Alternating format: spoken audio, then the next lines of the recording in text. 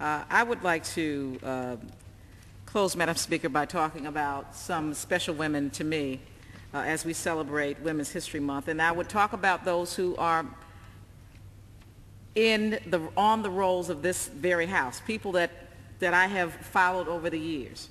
And I'd like to begin with the Honorable Shirley Chisholm.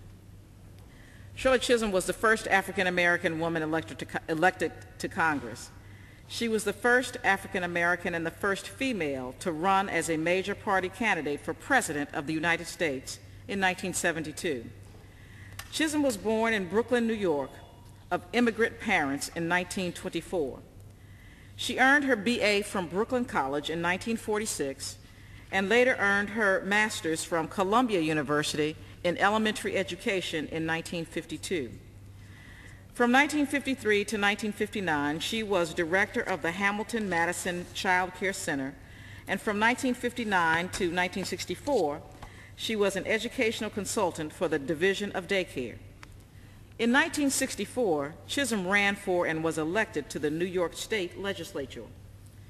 In 1968, she ran as the Democratic candidate for New York's 12th District congressional seat and was elected to the House of Representatives, defeating Republican candidate James Farmer.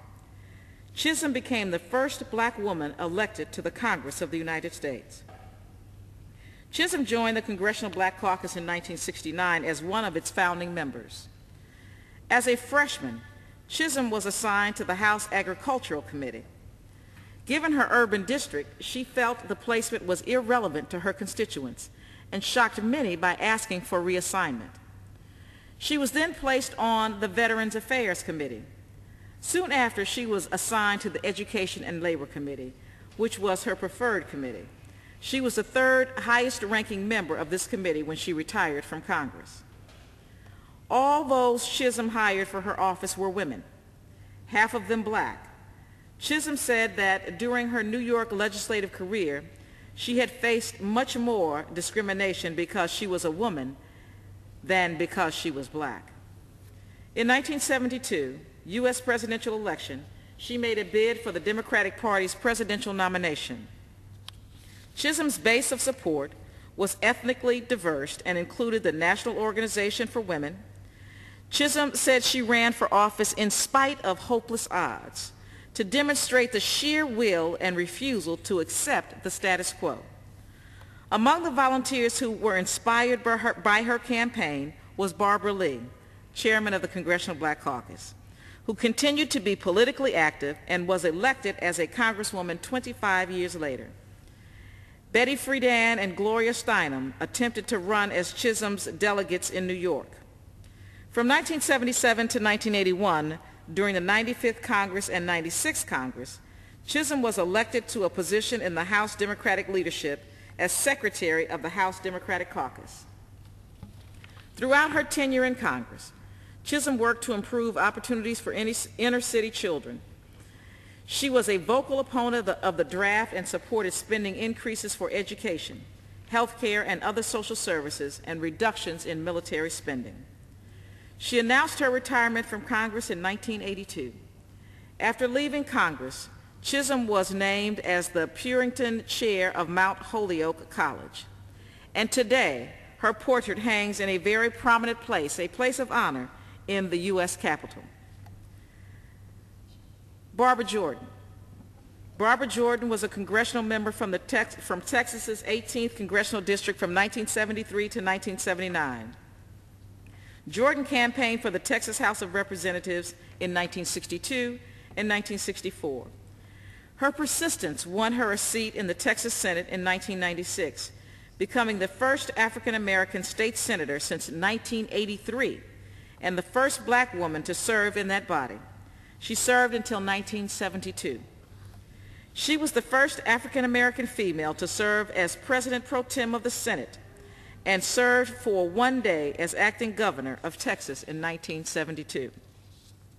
In 1972, she was elected to the United States House of Representatives, becoming the first black woman from a southern state to serve in the House. She received extensive support from former President Lyndon Johnson, who helped her secure a position on the House Judiciary Committee. In 1974, she made an influential televised speech before the House Judiciary Committee supporting the impeachment of President Richard Nixon. Jordan was mentioned as a possible running mate to Jimmy Carter in 1976, and that year she became the first African-American woman to deliver the keynote address at the Democratic National Convention. Her speech in New York that summer was ranked 5th in a list of top 100 American speeches of the 20th century. Jordan retired from politics in 1979 and became an adjunct professor at the University of Texas at Austin's Lyndon B. Johnson School of Public Affairs. She again was a keynote speaker at the Democratic National Convention in 1992. In 1995, Jordan chaired a congressional commission that advocated increased restriction of immigration and increased penalties on employers that violated U.S. immigration regulations. President Clinton endorsed the Jordan Commission's proposals. She supported the Community Reinvestment Act of 1977, legislation that required banks to lend and make services available to underserved poor and minority communities. She supported the renewal of the Voting Rights Act of 1965 and expansion of that act to cover other ethnic minorities. Jordan was awarded the Presidential Medal of Honor in 1994. It was only one of many honors given to her, including election to both the Texas and National Women's Hall of Fame. In 1995, she was awarded the prestigious United States Military Academy's Sylvanus Thayer Award, becoming only the second female awardee. Upon her death on January 17, 1996, Jordan lay in state at the LBJ Library on the campus of the University of Texas at Austin. She was buried in the Texas State Cemetery in Austin and was the first black woman interred there. The main terminal at Austin Bergstrom International Airport is named after her, as are a middle school in Texas and a high school in Houston. The Kaiser Family Foundation currently operates the Barbara Jordan Health Policy Scholars. This fellowship is for people of color who are college juniors, seniors, and recent graduates, and it is designed to provide them with a summer experience working in a congressional office. Carrie Meek, former U.S. Congresswoman from Florida's 17th Congressional District from 1993 to 2003. She was the first African American elected to Congress from Florida since Reconstruction. Meek was born on April 29, 1926 in Tallahassee, Florida. The granddaughter of a slave and the daughter of a former sharecropper, she spent her childhood in segregated Tallahassee.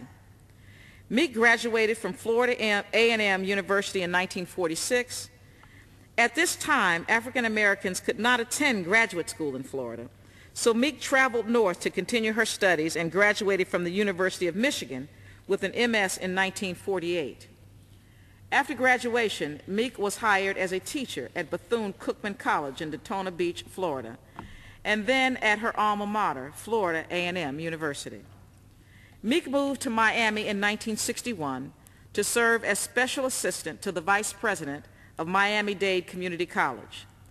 The school was desegregated in 1963, and Meek played a central role in pushing for integration. Throughout her years as an educator, Meek was also active in community projects in the Miami area. Elected as Florida's state representative in 1969, Meek was the first African American female elected to the Florida State Senate in 1982. As a state senator, Meek served on the Education Appropriations Subcommittee. Her efforts in the legislature also led to the construction of thousands of affordable rental housing units. In 1992, Meek was elected to the U.S. House of Representatives from Florida's 17th Congressional District. This made her the first black lawmaker elected to represent Florida in Congress since Reconstruction. Meek has received numerous awards and honors.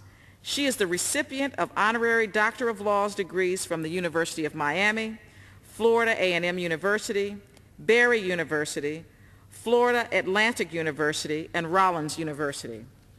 Meek was a member of the powerful House Appropriations Committee. In addition to serving on the Subcommittee of Treasury, Postal Service and General Government, and the Subcommittee on VA, HUD, and independent agencies. Stephanie Tubbs Jones, U.S. Congressional Member from Ohio's 11th Congressional District. First black woman to represent Ohio in the House. Former Chairman of the House Ethics Committee since 2007. First black woman to serve on the House Ways and Means Committee. Born in Cleveland, Ohio in 1949, Tubbs Jones graduated from the city's public schools. She earned a degree in social work from Flora Stone Mather College of Case Western Reserve University in 1971.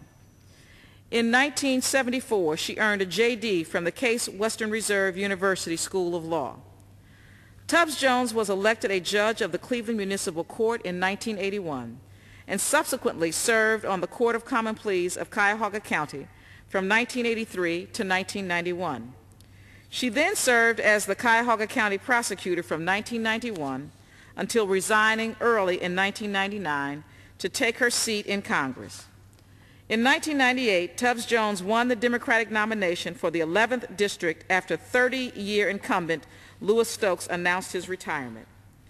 She was re-elected 4 times. Tubbs Jones was a co-chairman of the Democratic National Committee. She opposed the Iraq War, voting in 2002 against the use of military force. Despite representing a heavily unionized district, she was a strong proponent of free trade. Tubbs Jones most recently took a lead role in the fight to pass the U.S.-Peru Trade Promotion Agreement in November 2007. In 2004, she served as the chairwoman of the Platform Committee at the Democratic National Convention and as a member of the Ohio delegation. She strongly supported Senator John Kerry in his campaign to become President of the United States. On January 6, 2005, she joined U.S. Senator Barbara Boxer in objecting to the certification of the 2004 U.S. presidential election results for Ohio. As a sponsor, she was one of 31 House members who refused to count the electoral votes from the Ohio House in the 2004 election. She was selected by Speaker Nancy Pelosi as chairperson of the House Ethics Committee to watch over the standards of ethical conduct for members of the House. Tubbs Jones was popular in her district and was routinely re-elected against nominal Republican opposition. She received 83% of the vote in her final general election in 2006 against Republican Lindsey String. She faced no opposition in 2008 Ohio Democratic primary. I want to say that all the women I have recognized today are certainly people that I have a great deal of respect for. I have followed them to this House, and I want you also to know that they are all my sorority sisters. And with that, Mr. Speaker, that would close the business for this hour of the CBC Special Order, and we hope to see you again on next Monday as we continue our work in being the conscience of the Congress. Thank you, Mr. Speaker. I yield back.